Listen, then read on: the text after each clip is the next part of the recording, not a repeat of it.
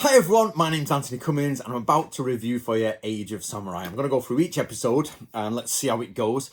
Now, just so you can have a little bit of background information, I was actually contacted to be an advisor on the show, and as my name's Anthony Cummins, I'm an author. I've travelled to Japan and lived in Japan, and what I do is basically I've put a team together and we translate and publish ancient historical documents. So for example, I'm going to be working mainly today off this is a Book of Samurai series written in the 1600s about samurai warfare by a real samurai, and I've got plenty of other books I'm going to be going through today that we've had translated and published. So originally a man called Edward came to me and said, you know, would I like to get involved? I said, yeah. We had a Zoom call or a Skype call, whatever it was, and they were like, yeah, we'll get back to you, we'll sort out the dates and everything. Now, in their defense, they didn't really say, you know, we're definitely doing it. We're like, perfect, Anthony, we'll get sorted. But no, they didn't take me, they didn't go, and by the sound of it, they picked Stephen Turnbull. So let's see. So I have to say that because as I'm going through it, I don't want you to think he's just bitter. Obviously, I wish I was on it, but you know, what I'm gonna do is try my best to say where I think I'd have made it a better show, or maybe not as good. I don't know. So, and then I'm going to send it to Edward and see what he thinks, because they just sort of like stopped. They didn't. There was like no, you know, Peter. There was no like end to it. They just petered off and didn't say anything. And the next thing, everybody was filming. I thought, well, I'm not in it then. I assume. I thought I was. So there isn't any bitterness, I promise you. But what I'll do is try and be as honest. But what I am going to do is remember that sometimes costume is all you've got. You can't just literally make, you know, you need a Hollywood budget to make costumes that size. So I've been on these shoots and basically you get what costume you can, but you make the best of what you can. I'm not really going to go through the history like Nobunaga did that. I'm not that sort of historian. I literally talk about what the samurai actually did, meaning their techniques, their skills, their military movements. So I'm not the right person for that, but more importantly, I am the right person for talking about ninja. So let's see when we get to ninja what they actually say, because basically they came to me through ninja really. Let's see what they actually do. So here we go, guys. This should be the beginning of a series of videos where I review each episode. So as we go along, please get a copy of these, the Book of Samurai series. If you want to know about samurai armor, there. If you want to know about samurai warfare and samurai life, there. Let's go. All right, let's see what they've got to offer on this program. Basically, there are no banners on anybody. Nobody's got any banners anywhere. Samurai would be hammered with banners. That's an absolute nut. So his head would be off straight away. No, that wouldn't happen. I like that. Right, hold on. Okay, basically, samurai have banners everywhere. The main thing about an army is banners. Now, the only thing that would save this is the fact there are trees in the background. So samurai have banners. To remove your banner, you have to have permission to remove your banner, or be such high level you don't need to, or you have a horo cape on your back, which means you're well, you know, high level. So the only time that you don't do this is in underbrush, underwood, when you're making a raid through the trees, which you can see trees in the background there, but they're clearly a little bit in a clearing. So you could argue that they've said, oh, we're going for a, you know, in the woods assault. I don't mind it. It looks nice. I like the armor. I don't mind that. You know, as I say, costume. You get what you're given, and as close as you can. But that slice to the throat, he literally, I think he had the throat protector on, and that would have just like bounced off it, and you wouldn't do that. That's more a dueling sort of strike, if you like. You wouldn't have done that. But I like the guy with a spear behind. Yep, we know from the ancient manuals that the spear has to be so long so it can penetrate both the armor, the gap between the armor and you, and come out of the back and pierce out of the back to make sure there's a kill involved. So it was very fast and very bitty. So but that was good. It was cool, but no banners. Needs some banners. Now, what's interesting about Japanese funerals is there are specific coffins. Also, in the background, you would have monks committing suicide via hanging, not disembowelment. You would have some samurai committing disembowelment, but also you would have samurai cutting their fingers off. Oh, Turnbull, he took my position again. I'm going to email him this bloody video. I know this man. Right, some I'm not sure of, guys. Is this Nobunaga throwing the incense onto the altar? So it says the altar, as Turnbull says. Now, I remember at the funeral he behaved badly. But this idea of a body out like that, I'm not sure. There were coffins, there was different different types of coffins, there was different types of urns. Now, I'm not sure if Nobunaga was created. I say I'm not that type of historian, but basically, I think they've misunderstood here that he threw things around the altar. That's the funeral pyre. So I'm not sure whether that's correct or not. I think they've misunderstood that. We'll have to speak to the shogunate to find out, or Samurai at War, the other guy who's doing the reviews on this. So let's see if we can go. Okay, the funeral bit. No, I'm not having it. That doesn't look like Oda Nobunaga's funeral. Yes, budget made it small, but they've got like 4 people there, which just get the cast members, put them somewhat on like a bloody, I don't know, you can do magic in films, you know what I mean? But no, the funeral, it doesn't look like the right sort of sounds. The monk chanting could have easily been got in Japan, easily. I'd have even brought him a monk for that. The idea of just basically no one, you know, just the way it's set up, it doesn't look right as a funeral, a Japanese funeral, to be fair.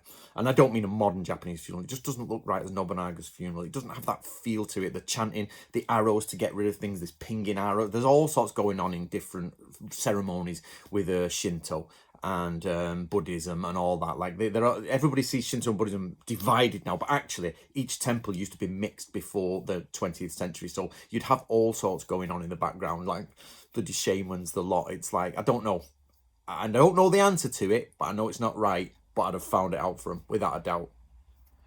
So we're looking at this funeral scene, basically. This is not bad, actually. It's all right. However, he's doing this for a public outcry. It is a specific type of seppuku. It actually has a specific name. And basically, it's in protest to what he's doing. This, he would probably have a kaishaku with him, which is somebody to assist him. It would probably have witnesses to it because you wouldn't really do it alone. Again, as I say, I'm not that type of historian, but I know, you know, as in I don't know the exact things of this, but this type of seppuku is normally a witnessed act to say, hey, I don't believe in what you're doing. Stop it. And normally they have a kaishaku. But again, maybe somebody knows specifically about this seppuku. But in general, you would have, this would be slightly different, but I like it. Bizarrely, this loincloth is interesting. Now, loincloths in Japan normally go under the nuts and up the bum crack and they tie around. So this one doesn't look like it's tied right, to be fair. He has just been boning his wife, like, so I don't know if this is on the same night he's been, you know, how'd your father take us deep? But they don't tie like that. They usually go under. See that bit of flapping down? They go under, around, and to the front. So which would have been easy to do on set. That's either a mistake or a version I don't know, or I don't know, but no. So a Japanese historian lady came on and said, like, in the Sengoku period, brothers killed brother. Everybody killed everybody, you know, and it was proper. All this idea of, like, you know, the honourable samurai. I'm doing a book on this, by the way, next year, get prepared for it. But basically, and then a few minutes later, there's a guy saying, oh, this was horribly brutal of Nobunaga to kill his, you know, his own brother. And it's like, hold on a minute, the woman not 4 minutes ago said it was dead common to kill brothers, fathers kill sons, sons kill father, blah, blah, blah. And he comes on a few minutes later and says, this was brutal, and stands him out. This is where sometimes the editors and the producers get this wrong. You get like, some people have this idea of the image of the samurai being non-brutal and like holy, and others are like reality. And it's what he did by killing his brother is not brutal by the standards of the time by any means. Tokugawa Ieyasu killed his own son and his own wife just to appease Nobunaga, so, and to probably get rid of them. So these little dramatic speeches do my nutting. Right, okay, again, where are the banners? There are no banners. Now, you see that horse? It needs a horse standard, umajirushi, and this tells people whose horse it is. There's a group, where are the groom? Oh no, the groom's there actually holding the horse. So there's also a standard bearer with him. There's side aids. He wouldn't just literally get off this horse like that. He would be surrounded by, and this guy seems to be the head guy. He's Hatamoto. Now, there's been discussion about no helmet, but actually, samurai without helmets is a real thing. I know people on the internet have discussed this, but hold on a minute, I'll get the info. Okay, the banner thing in this book, 1600s, it says, so Natori Sanjuro Masumi says, if they wish a young man to achieve the feat of the hawk, they should seek from an old bushi, they seek permission not to carry a banner. You have to carry a banner. So here you go again from the same text, which is kept in multiple libraries in Japan, which is a medieval text. It says, it is sometimes the case that with samurai monks, the Lord Commander, and injured warriors that a banner is not carried and the helmet is not worn. So that guy getting down off the horse as the commander without a helmet, absolutely fine. No problem. In fact, most people had to have helmets on. Lower people didn't so much, but samurai did. This idea that they're all wearing these big daft helmets, they're normally kept on a kabuto gake, which is a stand, or tate, can't remember. It's a stand where they're not wearing these big things. Somebody stood by the horse with them like that, and then people are like can see it, and the horse's standard is there so people can see it. So it's not quite so this idea that they take the helmet off, the Lord Commander does. Judge Dredd should take his helmet off. Don't kill me. Right, is Turnbull's little thing about speech. Where are all the bloody spears? So spears are the main thing. Yes, they're using swords. Finally, we get to see some banners. Yay, some banners, finally. But they are wearing their katana in tachi. Oh, come on, Stephen, you took my job. Hold on. So basically, spears. They would just be mainly spears. And if you look, the samurai are wearing their swords in katana style, which is a debatable thing. Normally they would be wearing tachi, but tachi are an older thing from an older time from the 1500s. They're still there and they're still prominent, but by this time uchi katana and katana are becoming very, very popular. And they're starting, swords are getting shorter, battlefields are getting shorter, closer, and people are using phalanxes or phalanx if I'm an American. And this you're not seeing here. It's obviously because they don't have the people, but you could have this idea everybody's getting swords, they're all wearing katana style. There's even a debate whether they actually wear katana the other way around for war, which is I've spoke about before. So a lot of people think it has to be blade up. Actually, katanas are blade down a lot of the time, especially when they're slung tachi style or you're at war, but that's a debated topic. Now, Stephen Turnbull has just gone on about the katana being the best sword in world history and all this malarkey. Now, I'm going to give him the benefit of the doubt here in the fact that they've probably asked him to talk about katana, then they edit in where it goes. But he knows full well that the katana was a symbol of the samurai after Hideyoshi. Before that, farmers could wear it. Even Daisho farmers could wear this idea that it's the samurai sword is absolute nonsense. So I'm assuming, I'll give me the benefit of the doubt that they've just edited that in and said, hey, Stephen, talk about katana. They're amazing. Okay. So we're seeing a lot of this sort of footage, samurai coming through, which actually they're all right. I'm all right with this. But again, it's this idea that, we're cutting everybody's throat. Yeah, okay, fair enough. I'll give it that. Just it's a bit, it seems to be every shot they cut a throat.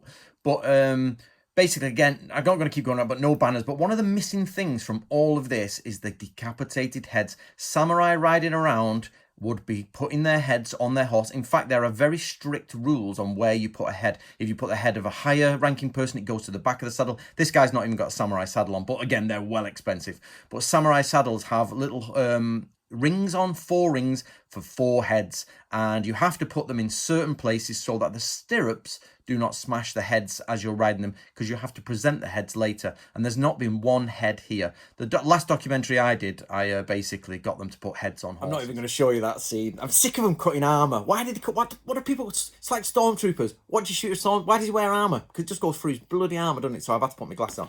Right, basically, samurai, when you're killing each other with spears. Spears have to be yay big so they can go through. Now, at the bottom of samurai armour is a lip. Now, this lip at the bottom of the armour gets the gets the spear and pulls it down and pushes it off. And what you're doing is you're striking and striking and striking with the hope that you'll break through one time. And then once you break through, you can push it through. That's how samurai battle works. Not this like it's cutting them down and it cuts across his chest and he dies. It's just like, what? I would totally have changed that. Totally. And I actually did this. I was on a shoot once where they had a guy on arm and he kept hitting him and I was like, that. And I even showed him how to do it, how you would kill a samurai from a horse. A stand-mounted samurai to be killed by a footed samurai. There are teachings on this. How you cut the reins, you go for the horse's belly, it falls, you go for them, you pull the guy's neck, you cut out his windpipe, pull it off, head comes off, you run around, sorted. Oh, we're dead. No, stop it. Right, they've just spoke about the Ashigaru. I'm not going to say they're wrong, but Ashigaru was so underrated. Now, it annoys me. When you watch medieval documentaries, medieval films, let's say the Robin Hood film that came out by Ridley Scott, Robin Hood is a low-level person in that version, and his mates are all low-level, but they're hard as nuts. They're war-torn. Imagine if you went on campaign every summer to fight for your lord, and you're with all the lads, and you'd murdered a few people, and you'd spent 3 months camping, traipsing over mountains, and you'd done this multiple years in advance because you owe service to the Lord and everything. You start to see, it's not like an idiot. Like, don't get me wrong, they're not as good as samurai ashigaru, but they're not this sort of like, they always say, like you said, it's a peasant with a stick. It is, but the word peasant is misleading anyway. These guys were fit as mustard. Like, peasants in medieval society were fit unless they were crippled, because they're pretty much working. They're walking everywhere. Imagine if you worked all day in the fields, walked everywhere, then went somewhere for summer holidays, murdering some people, learning how to camp, killing people, coming back. Yes, I don't dispute that Nobunaga probably made a better force of them, but they're not. Humans are not idiots. It's debate. Anyway, you get my point. They're experienced people, not as much as the samurai, but they're not stupid. You know, they're not nitpicking. Well, nitpicking, I'd have changed all this totally if I was there. But basically, the titles are beautiful, beautiful. That is not how you march samurai. You do not march them like this. There is a specific way to march them. There's a specific way they have the helmets. The grooms are in specific order. I tell you what, that's just not how you march samurai. Okay, I've made a brew half time. I'm halfway through the first episode. It's going to be a long day. So basically, there are no identifying markers. On samurai, you have an identifying marker at the back, one on the sleeve. Everybody's formed into groups of 5. The army is grouped into 3. So this idea, I've just seen them all wandering through the woods. Like, if they're moving very specific ways, the army. There's lots of teachings about how to move an army, how to do formations within the army, how to march within the army. All of this, I know, and but it's too complicated to do here in under like a minute. But basically, they've just had people ramble through the woods. That would never, ever happen. The sword combat is a little bit like, but you got to give them the benefit of the doubt, guys. I've been on set with this, and basically, there's lots of people who don't know how to sword fight, given a sword saying, look like you can sword fight, and then you just don't have time, you're on a time limit. So if it had been me, and this is just an optional choice, I'd have focused more on a couple with a blurred background so you could see some proper fighting going on. But this is pretty much Shakespearean stage combat. Have at you, harlots. But, you know, that's the problems with budget. Okay, so they're just now going back over the footage of the army. Basically, for swordsmanship, you've got a few different areas. If you're going to go swordsmanship, basically, how can I say this?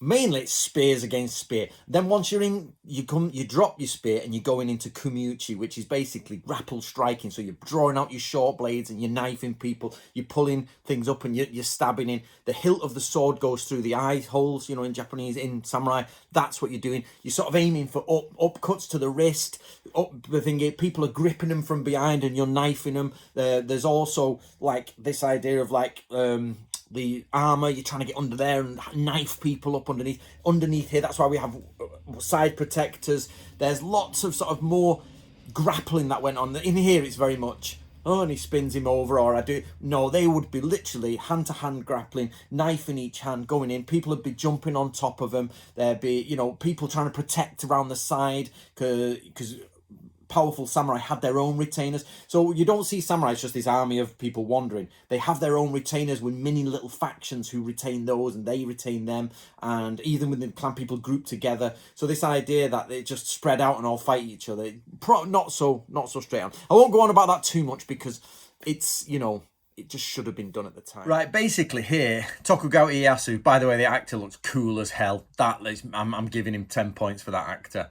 Basically, this stone fortification, I would probably say this is not correct. At this time, probably mainly wood. They did have stone walls. They did have stone fortifications. Yes, they did. But we're still on that transition of castles. There's a big transition of castles at this point, and it's Nobunaga who does it, but he's not powerful enough yet. He has massive castle building sort of projects. So while this might not be inaccurate, it's just something to point out that mainly this would be wooden palisades, clay, wattle and daub.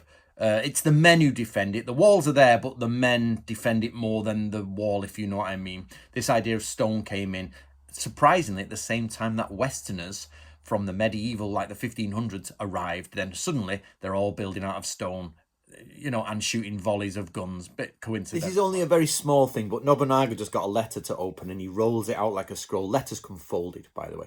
So this scroll idea you'd be folded within a slip of paper. Right, basically, guys, this is the man they send as a scout. This is excellent. So normally, now this is a little bit strange. The scout would not be that close. Scouts come in Omonomi, Chumonomi, Komonomi, and Shinobi no Mono. So basically, large scouts, middle scouts, low scouts, and infiltrators. This guy, this close to a camp, would be an infiltrator. But it's a debatable point. The point is, it's a bit mute. But he's dressed perfectly. You know, obviously the armor's, you know, it's stage armor. But my point is, this is not a ninja in a black hood, you know, being close to the camp. This is excellent. Finally, somebody not putting a black hood on somebody sneaking on a camp. So this is the head presentation ceremony. Totally incorrect. This is totally incorrect. This is not how this would happen at all. They would be Gunbaisha standing by. They would be performing Kujikiri protection spells. He would be sat with his fan up or his sleeve up. Does not be done. There's specific ways they approach. This is way too casual for a head inspection ceremony. This is like having a brew and having a look at some heads. It just wouldn't happen like that. Right, basically the head ceremony is very, very sort of complicated.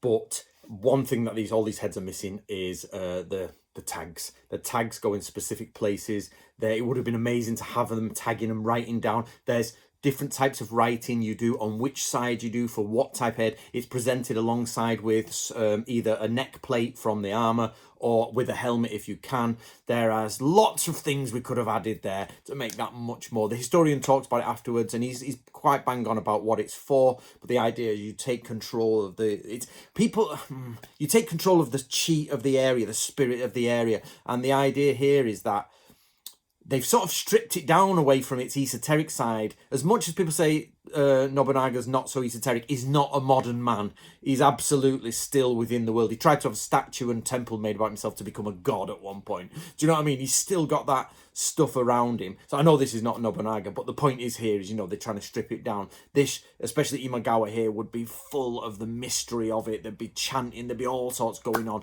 They have like bows, get rid of evil spirits. There's protection arrows, protection spells. There's divination to do from the heads, the different tags, putting them on gibbets, putting them on spit. Oh, we could have done that. So good. When you do a budget, I'm going to send this to Edward. Edward, when you do the next film, budget for decapitated heads, you need loads of them. This is what I don't agree with. So they're there, yeah, they're going to take his head off, and in one go, he swoops his head off. No, that is just too Hollywood. Basically, a head is quite hard to take off, and samurai even doing kaishakunin, which is to decapitate in seppuku, find it difficult. Don't get me wrong, samurai sword can do it, no problem. But in the middle of combat, it doesn't work like that. Wounds are much more different. If he did that, it would be good to have that shot, but it'd be like, and then the head would be coming off, and then on him, and then decapitating him. So this idea, like, and then the CGI guy puts that on. No, what you want is bang, blood comes off, he's on him, he drops his sword, daggers out on him, and what you do is you turn him over and you pull the helmet back. If there's no helmet, you pull the top knot back, and then you specifically go in, pull out the pull out the windpipe, and then you actually reverse the blade and you start chopping it round until the head comes off. And there's quite a way that people do it, and other people will hold people down while you take the heads off. This idea that it's like, you know, in the middle of combat, that might have happened once out of a million fights. Do you know what I mean? I can't imagine it happening more than once. Now, you may wonder why Tokugawa Ieyasu is sat in a chair. I don't know if he ever owned a chair, but actually chairs were in Japan at this point, but Chinese. In fact, chairs used to be quite popular in Japan from Chinese, like aristocrats would have them, high-level people would have them. That looks like a bit of a Western chair, but we'll forgive him on that one. Chairs, but anybody debating that actually chairs do exist. Whether Tokugawa Ieyasu would have sat down in his armour after that, I'm not sure. It's probably a ceremonial place, but the Chinese chair is in Japan at this point. There's just been a scene there where they sort of come into the end, and in the background, the samurai are cheering. This is a good scene. This is good. And basically, we do have war cries. What's missing from this documentary, really, is the sound of conch shells, the sound of drums, the sound of sort of like gongs and orders and war cries. Those are the background sounds that they've just totally missed. But there in just one shot, there's some samurai in the background going, yeah. And it's A-A-O, A-A-O, boom, boom, boom, boom. And the drums are going and they're crying, and it's just bang-tastic. And that's the sort of stuff you would hear as well as the screaming. And it would just be mustard. Right, that's the end of episode 1, guys. I hope you're ready to go on. I've got started a playlist for episode 2. Now, basically, overall, I like it. It's good. It's telling us the story. There's a million things I could say about the armor, but that doesn't matter because it becomes one of those sticky debates about armor. Of course, it's stage armor. We're okay with that and all that, but I get it. But there's just missing that extra layer. I like it. It's got to, for me personally, I don't like the over dramatic speeches that you're forced to say. I've done them before in documentaries, like the most prestigious weapon in the world. Jim Carrey style. It's like just too much. Just say the brutal truth. So guys, if you're keeping up with this, I hope you are. This is only part 1 of 6.